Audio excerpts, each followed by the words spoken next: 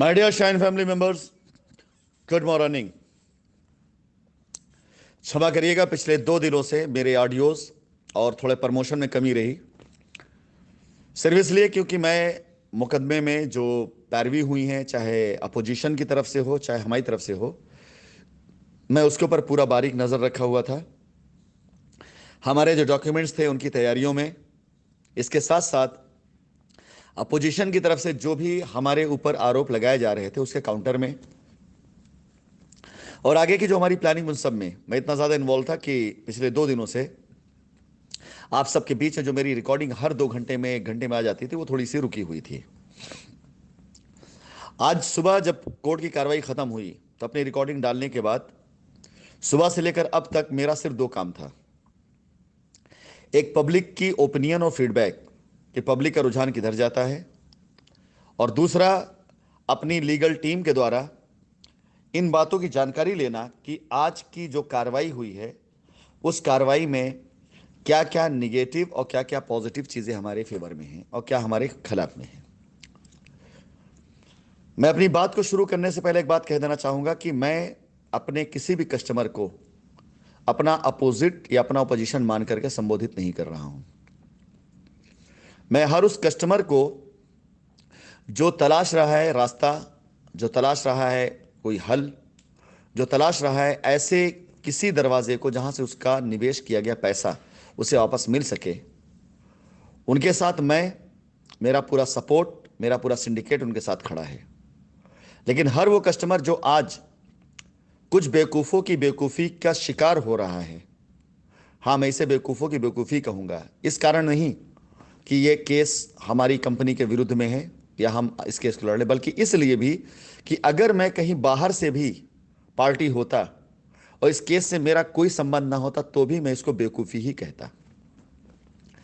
सबसे पहले तो उन कस्टमर के हित के लिए मैं बात करना चाहूँगा जो कस्टमर जानते नहीं कानून के अंदर की और क्या क्या बारीकियां हैं, और कानून में सिर्फ कोई बात कह देने भर से साबित नहीं होती, बल्कि वहां पर ज़रूरत पड़ती है पुख्ता सबूत की। सबसे पहले मैं आपको 2-3 चीज़ों से अवगत करा देना चाहूँगा। अगर किसी भी केस के मामले में साक्ष्य सबूत कमज़ोर पड़ जाते हैं तो आपने एक वर्ड सुना होगा कोर्ट की भाषा में, लैक ऑफ एविडेंस, यानी सबूतों के अभाव में। किसी को आपने आरोपी बनाया लेकिन आप उसको साक्ष्य नहीं दे पाए, सबूत नहीं दे पाए, तो सबूतों के अभाव में कई बार कई केस गिरते हैं। इसके साथ साथ अगर केस डाउट में आ जाता है कि केस फर्जी तैयार किया गया है, इस केस में जो तथ्य लगाए गए वो सही नहीं है, गलत हैं, तो बेनिफिट ऑफ डाउट्स, इनका भी आपने नाम सुना होगा। इसका मतलब ही नहीं कि मैं अपने लिए कोई लैक ऑफ एविडेंस या बेनिफिट्स ऑफ डाउट की बात कर रहा हूं। मैं आपको उन केस का हवाला दे रहा हूं जो केस बहुत बड़े बड़े हुए हैं। इसके साथ ही साथ संविधान की किताब में पहले पन्ने पर एक लाइन बहुत साफ लिखी हुई है कि भले ही 100 गुनहगार छूट जाएं, लेकिन एक बेगुनाह को सजा नहीं मिलनी चाहिए। यानी अगर कोई एक बेगुनाह है, उसको सजा से बचाने के लिए भले ही 100 गुनहगार छूट जाए, तब तक केस की पैरवी होती रहेगी, होती रहेगी, होती रहेगी, जब तक कानून अपनी कसौटी पे पूरी तरीके से देख नहीं लेता है कि हां, ये दोषी हैं। इसीलिए हमारे संविधान में, हमारी व्यवस्था में कोर्ट के अलग अलग पायदान हैं। लोअर कोर्ट में अगर आप कोई मुकदमा हार गए तो आप उसे अपील में डाल सकते हैं, रिवीजन में जा सकते हैं। यानी आपका राइट फिर भी है कि उस जजमेंट को, जो जजमेंट आया, आप उसको क्लेम कर सकते हैं। इसके बाद उच्च न्यायालय, यानी अगर किसी मुकदमे में आप नीचे की कोर्ट से मुकदमा हार चुके हैं तो आप उच्च न्यायालय में आ सकते हैं। उच्च न्यायालय में भी यदि आप किसी भी वजह से आपको लगता है कि जजमेंट नहीं हुआ है तो आपके ऊपर सर्वोच्च न्यायालय भी है, यानी हाई कोर्ट के ऊपर सुप्रीम कोर्ट भी है। मैं आपको सबसे पहले संविधान के वो सारे क्रम बताना चाहता हूं जो आप में से बहुत से लोग नहीं जानते, और आपके वकील आपको ये कभी नहीं बताएंगे।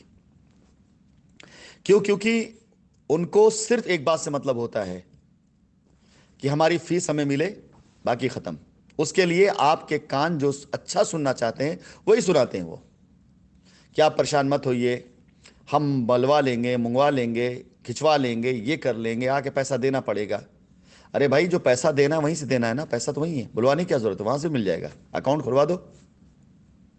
आप कोर्ट को यह अपील कर दो कि कोर्ट अपनी मॉनिटरिंग में बैंक अकाउंट खोल दे, और जितने जितने पैसे लोगों पास बकाया हैं, किसी प्रेसिडेंट के पास, किसी लैंड मैनेजर के पास में, किसी किसान पास में, वो पैसे की रिकवरी लेकर के कोर्ट सबको दे दे। हम तैयार हैं, हम आने के लिए भी तैयार हैं। वो बात ना करके आप एक ऐसी बात कर रहे हैं, केस में एक ऐसा मजाकियापन ला रहे हैं जिससे कस्टमर को मजा तो आएगा लेकिन हाथ कुछ नहीं आएगा। यस माय डियर, मजा तो आएगा, हाथ कुछ नहीं आएगा, क्योंकि अब मामला उच्च न्यायालय में है। तो उच्च न्यायालय के बाहर आई हुई सूचनाओं को मैं कानूनी तौर तरीके से जरूर डिस्क्राइब करूंगा, ताकि हमारा कोई कस्टमर गलत फहमी का शिकार ना हो। आज की तारीख में 3 बार जांच एजेंसियों को इस बार कोर्ट में 3 बार ये कोर्ट लगी है, और तीनों बार जांच एजेंसियों को ताकीद की गई, तंबीह की गई कि जांच में कितने पैसे का ट्रांजैक्शन है, उसकी ट्रेल क्या है, वो निकाल के दिया जाए। आपके वकील ने शायद बताया होगा, यानी ट्रांजैक्शन की ट्रेल क्या है। उसमें यह कि अगर आपका दावा है कि 60,000 करोड़ है तो उसका एविडेंस दीजिए। यह मांग जांच एजेंसी से की जा रही, हमसे नहीं की जा रही है।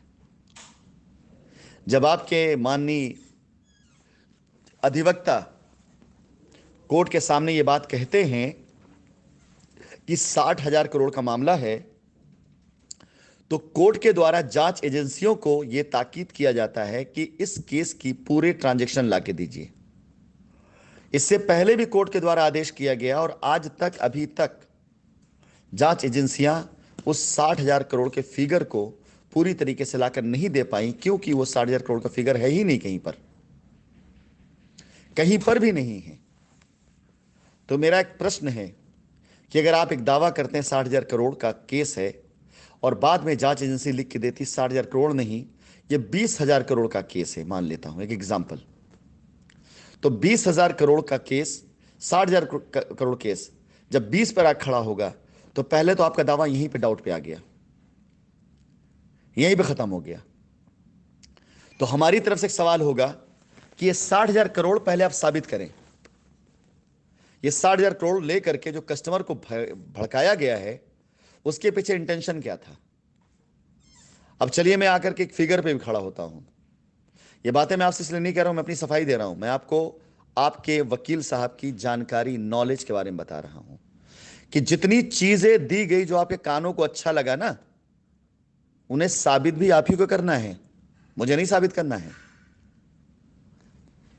आपने 60,000 करोड़ का इल्जाम लगाया, साबित करिए। अब यह मुकदमे का रुख घूमेगा, ऐसा इसलिए नहीं कि मैं मुकदमे को किसी तरह डायरेक्ट कर रहा हूं, बल्कि इसलिए क्योंकि मैं न्यायालय की प्रक्रियाओं से भली भांति परिचित हूं और संविधान को बहुत अच्छे से मैं जानता हूं। मैं सारे के सारे वो संविधान के अनुच्छेद जो अप्लाई होंगे इस मुकदमे में, जहां जहां से, उसका बहुत अच्छे से मैं ज्ञान है मुझे। मैं पढ़ता हूं, सीखता हूं, अफवाहों पर नहीं जाता हूं।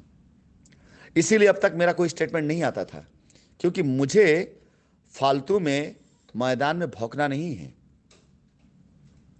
मुझे कोर्ट के अंदर आकर मुकदमा लड़ना था, और अब कोर्ट में हम आ चुके हैं। आप देखेंगे अगली 2 से 3-4 तारीखों में हमारी तरफ से जो प्रक्रियाएं होंगी वो दिखाई देंगी आपको। तो फिलहाल पहले पर हम आ जाते हैं 60,000 करोड़ का। मैं पब्लिक के, जनता की अदालत में फैसला छोड़ता हूं कि जरा साबित करके दिखवा दीजिए 60,000 करोड़, मैं मान लूंगा। तो अब तक जो बात आपने बाहर की ना सोशल मीडिया पर, अब उसको आपको साबित करना है। आप डिनाई नहीं कर सकते साबित करने से, क्योंकि आपने कोर्ट में कह दी ये बात। डिनाई करेंगे, केस मेरी तरफ से होगा।